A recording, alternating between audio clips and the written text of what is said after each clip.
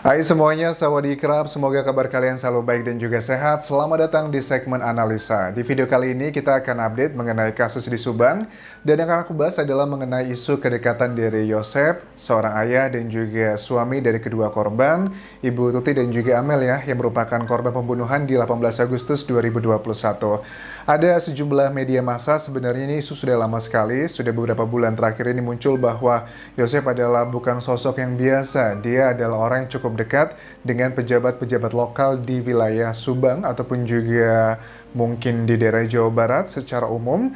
Ini ada salah satu beritanya, misalkan aku baca berita di 21 Februari lalu dari tribunjabar.id.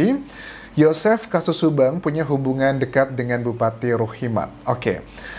Yang menariknya begini ya, memang kita tidak bisa menghakimi bahwa mentang-mentang ada foto bersama dengan pejabat tertentu. Misalkan foto di sini kita melihat dari tribunjabar.id, Pak Bupati Ruhimat itu lagi motong tumpeng, kemudian di belakangnya ada Pak Yosep. Kan foto ini tidak menggambarkan apapun gitu, karena kan beliau adalah pejabat publik kan ya. Semua orang juga bisa foto di belakang beliau, bisa foto bersama dengan seorang bupati. Itu adalah hal yang harus kita pahami. Dan dari berita ini pun pada saat ada momen mereka datang ini, kalau aku lihat dari foto ini, keterangannya, ini adalah keterangannya Bupati Subang Ruhimat di acara ulang tahun Kecamatan Jalan Cagak, Rabu 16 Februari 2022, sumber istimewa. Istimewa tuh ya, you know lah, itu adalah dalam jurnalis juga diatur, tidak masalah ya. Tapi menurut aku nggak terlalu fundamental banget sih foto seperti ini, karena kan foto yang biasa-biasa aja begitu. Kemudian dari Pak Fajar Sidik ya, tim kuasa hukum dari Yosep memang membenarkan kutipannya begini. Betul, itu foto Pak Yosep bersama dengan Bupati Subang Ruhimat. Pak Yosef emang kenal baik ya sama Bupati, ujar Fajar kepada tribunjabar.id. Terus juga ada kutipan berikutnya, tidak ada sangkut pautnya sama kasus kematian Bu Tuti sama Amalia tentunya. Pak Yosef hanya diundang dalam perayaan ulang tahun Kecamatan Jalan Cagak, dan memang juga di momen itu ada Bupati, katanya begitu. Oke, sebenarnya begini teman-teman, kalau aku komentarin dari berita ini, memang suka nggak suka siapapun, saksi-saksi yang memang sudah sering membahas mengenai kasus Subang, sering dibahas dan juga muncul mengenai kasus ini, apapun yang mereka lakukan pasti kayak selebriti gitu, akan selalu menjadi pusat perhatian bagi teman-teman yang mengawal kasus ini. Dan which is itu adalah hal yang wajar-wajar aja. Tapi aku mau menggarisbawahi sebenarnya gini ya. Ada beberapa orang yang bilang bahwa kalau kasus Subang ini kayaknya nggak bakal terungkap anjas, kayaknya bakal dipetieskan. Apakah mungkin seperti itu? Agak sedikit kecil kemungkinan kalau secara aku pribadi dengan data-data yang sudah banyak sekali di video-video aku bahas sebelumnya, menurut aku akan segera terungkap siapakah pelakunya. Tapi let's say, kita kan ngomongin kemungkinan, possibility. Kalau seandainya kasus Subang ini tidak terungkap, menurut aku ya, ini sangat-sangat membahayakan bagi orang-orang yang dekat dengan keluarga ini, kedua korban.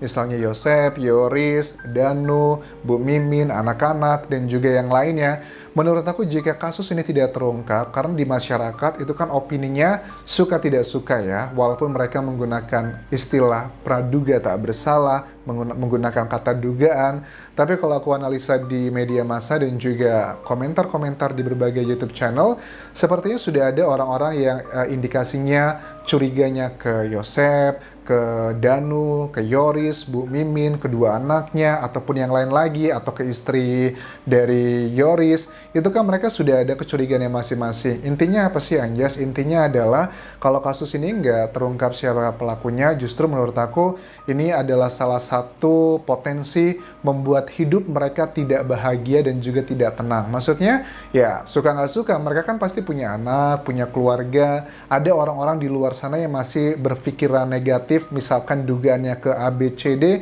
dan kalau itu tidak terungkap siapakah pelakunya, dugaan ini akan masih terus ada selama mereka hidup di dunia ini gitu. Apalagi di era digital seperti saat ini. Coba cek aja di Google, di YouTube. Berapa banyak, mungkin ribuan video, ribuan artikel yang membahas mengenai mereka dari awal 6 bulan lalu sampai sekarang. Tapi kalau tidak ada gongnya, siapakah pelakunya, justru yang sangat dirugikan adalah nama-nama saksi-saksi yang aku sebutkan tadi jika memang mereka tidak terlibat.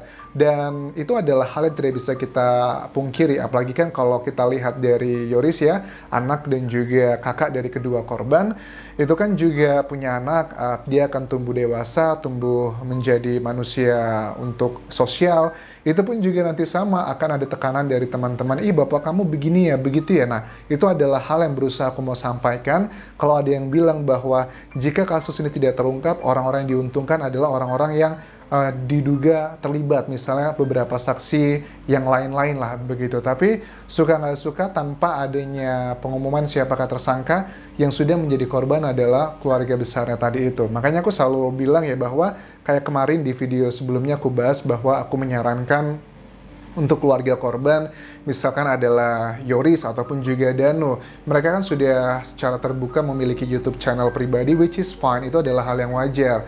Aku menyarankan lebih baik YouTube channel tersebut untuk kasus ini adalah untuk membahas, mengklarifikasi hal-hal yang selama ini mungkin ada salah di media massa. Gunakanlah YouTube channel mereka untuk menjadi ajang sebagai klarifikasi. Nggak usah khawatir kok kalau memang kasus ini segera terungkap. Kalau kasus ini pun tidak terungkap, let's say seperti itu, paling tidak kan mereka ada effortnya untuk menjelaskan apa yang sebenarnya terjadi. Dan ini aku yakin bisa membantu, ya kalau memang mereka tidak bersalah, itu akan membantu secara PR-nya atau public relation untuk menjelaskan bahwa itu adalah salah begitu. Misalnya begini kayak Danu ya, sekali lagi ya teman-teman, mungkin di luar sana ada sebagian orang yang berusaha beropini bahwa aku menyerang Danu, padahal kalau kalian cek yang aku bahas itu kan tidak hanya Danu, ada Yosep, Yoris, Danu, Bu Mimin, semuanya aku bahas, dan memang aku membahasnya berdasarkan memang berita yang ada di media massa. Mungkin aku juga menyarankan untuk Danu ya, kalau seandainya Danu nonton video ini ya, gunakanlah channel YouTube-nya untuk mengklarifikasi hal-hal yang selama ini sudah ada di media massa untuk diklarifikasi. Misalkan seperti apa? Benarkah ada tuduhannya misalnya dari Ki Anom dan juga dari Pak Kades yang mengatakan bahwa Danu melihat beberapa sosok di tanggal 18 Agustus yang episode malam itu, yang duganya dia membeli nasi goreng. Kan selama ini kita belum mendengarkan klarifikasi secara Danu bahwa oh itu bohong, itu tidak benar. Itu kan tidak ada. Dan menurut aku sih ya walaupun mungkin sudah dinyatakan, gak usah khawatir Anjas, walaupun tidak disampaikan di YouTube, di media massa, di penyidik sudah disampaikan, betul. Tapi kan sekarang konteksnya adalah penyidik masih terus bekerja, entah kapan akan segera terungkap pelakunya. Dan khawatirnya adalah kalau seandainya tidak terungkap, orang-orang yang selama ini sudah menuduh mereka-mereka karena tidak melihat secara komprehensif, itu akan membahayakan hidup kalian sendiri seperti api dalam sekam. Mungkin di luar beritanya sudah tidak lagi banyak, sudah biasa-biasa aja, tapi ternyata di masyarakat itu masih menyimpan kekesalan, takutnya ada hal-hal negatif yang menjurus ke mereka. Jadi ya gunakanlah YouTube itu sebagai media untuk mengklarifikasi. Ya itu adalah untuk Danu kan ya, misalnya adalah mengenai isu yang jam 2 atau 3 pagi lah, aku sudah lupa karena itu sudah cukup lama. Kemudian juga isu lainnya mengenai ya apalagi ya, banyak lah ya, aku tidak mau menyebutkan semuanya, cukup satu aja dulu, tapi paling enggak you know what I mean, itu adalah tujuannya. Terus pun juga sama ya, kalau teman-teman juga menilai bahwa Yosep itu dekat dengan Bupati, ini adalah fotonya adalah Bupati Rohimat, menurut aku judgement ini terlalu berlebihan atau tidak kalau hanya berdasarkan dari foto aja. Kalau hanya rely, kita menjudge bahwa Yosep dekat dengan pejabat bupati, begitu menurut aku terlalu berlebihan. Kalau kita hanya rely ke foto, kecuali ada data lainnya. Misalkan kalian pernah melihat Yosep dan juga bupati pernah main golf bareng, atau gathering bareng, atau hal-hal yang lebih sifatnya adalah lebih private, itu bolehlah kita berpikir seperti itu. Tapi kalau hanya foto begini, Yosep di belakang, dan bupati lagi memotong kue, itu aku yakin bukan cuma Yosep di situ, tapi juga ada yang lain lagi. Aku pasti yakin juga pada saat aku membahas ini, ada sebagian orang yang komentar, wah Anjas ngebela Yosep nih, bla bla bla gitu. Padahal mas sama sekali enggak ya. Aku membahas semuanya adalah sesuai porsinya, sesuai konteksnya, dan sesuai dengan apa yang ada di kenyataannya, media massa seperti itu. Begitu. Terus ada beberapa hal yang harus aku garis bawahi mengenai kasus Subang ini sendiri. Aku sangat menghargai ya proses Polda di Jawa Barat, karena kalau di beberapa minggu terakhir ini, mungkin kalau kalian lihat cek video-video aku sebelumnya, aku lebih banyak menekankan kepada penyidiknya. lebih banyak kesannya adalah menekan penyidik, karena aku menekan penyidik pun bukan karena bukan karena keinginanku, tapi karena memang melihat data-data yang di media massa. Data-datanya memang sifatnya adalah kualitatif, yaitu berupa wawancara yang aku kutip dari berbagai media massa. Data-datanya misalkan adalah di akhir tahun lalu bahwa targetnya awal tahun 2022 dari Kapolda akan segera ditentukan siapakah tersangka. Kemudian beberapa minggu lalu juga sama ada pernyataan yang seperti itu kembali senada untuk segera akan ditentukan siapakah tersangkanya, akan segera tertangkap. Nah, aku mengapa membahas mengenai hal seperti itu? Karena itu linier dengan keterangan terbaru dari Polda Jabar ya. Dan untuk teman-teman juga yang selama ini melihat bahwa alat bukti terus anjas yang dibahas, ya memang seperti itu. Karena kita masih dalam tahapan proses untuk pengumpulan 2 alat bukti untuk menentukan 1 orang tersangka. Sekali lagi aku tegaskan, untuk menentukan 1 orang tersangka itu dibutuhkan 2 alat bukti yang kuat. Nah, nanti kalau sudah ketahuan ini tersangkanya siapa dengan 2 alat bukti ini, nanti akan diserahkan berkas-berkasnya dilimpahkan ke kejaksaan.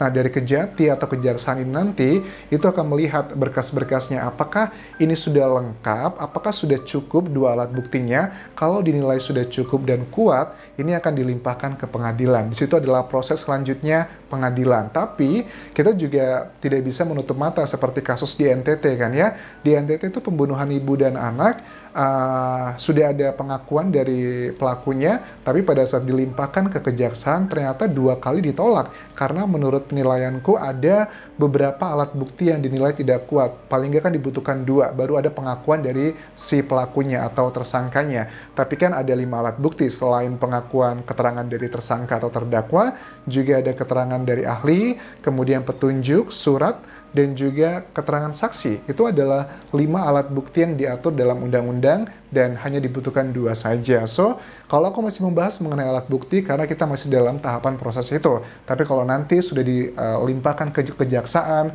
dan sudah sampai ke tahap persidangan, sudah ke materi persidangan, kita bisa bahas lebih detail apa poin-poinnya yang kira-kira kok diterima, apa poin-poinnya yang kira-kira tidak diterima. Karena aku pun juga tidak mau melihat bahwa orang yang tidak bersalah justru malah menjadi tersangka dalam kasus ini. Kita tidak mau melihat itu semuanya. Makanya kita harus kawal bagaimana untuk mengawal kasus ini agar bisa meminimalisir terjadinya framing adalah dengan melihat fakta-fakta dan juga hal-hal yang berhubungan dengan ilmiah. Karena sudah lebih dari 6 bulan, kalau kita hanya rely pada keterangan saksi ataupun juga keterangan yang sifatnya BAP atau kualitatif, menurut aku agak besar kemungkinannya untuk terjadi distraksi atau ya pengecohan lah. Tapi kalau hal-hal yang berhubungan dengan ilmiah, bukti ilmiah itu kan sudah ada rekamannya dan bisa dipertanggungjawabkan kuantifikasinya seperti apa. So, that's it yang bisa aku bahas. Mudah-mudahan ini bisa memberikan, ya, karena aku tahu teman-teman banyak yang sudah penasaran, kesel juga dengan Polda Jabar mungkin yang belum segera mengungkap siapakah tersangkanya. Tapi kita hargai proses itu ya. Kita harus ikuti pelan-pelan, sabar, dan mudah-mudahan di akhir bulan ini sepertinya agak sulit karena sekarang ini sudah akhir Februari dan apakah Maret itu akan segera terungkap siapakah pelakunya. Dan menurut aku Januari, Februari, Maret adalah kategori untuk awal tahun. Kalau sudah lebih dari Maret, menurut aku ini sudah bukan awal tahun lagi. Kenapa aku bilang ini? Karena ini adalah linier dengan pernyataan dari Polda Jabar di akhir tahun 2021 lalu bahwa target Polda Jabar untuk menangkap, mengungkap siapakah gerombolan pelaku pembunuhan ibu dan anak di Subang ini adalah di awal tahun 2022. Menurut aku Maret adalah bulan yang masih dikategorikan awal tahun. Kalau April, menurut aku sih udah bukan lagi awal tahun ya. Let's see, apakah ini akan segera terwujud atau tidak. Terima kasih sudah menonton video kali ini. Terima kasih untuk support kalian dan tinggalkan komentar positif kalian. Follow Instagramku di Anjas di Thailand serta subscribe channel YouTube ini. Bye bye semuanya. Kapun Krak.